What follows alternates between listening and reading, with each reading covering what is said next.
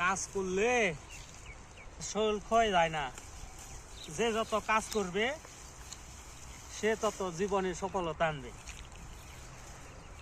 সফলতার চাবিকাঠি একমাত্র পরিশ্রম। পরিশ্রম করবেন, সফলতা তাড়াতাড়ি আসবে। তো আজকে নিজের ক্ষেতের সরিষা উঠাইতেছি।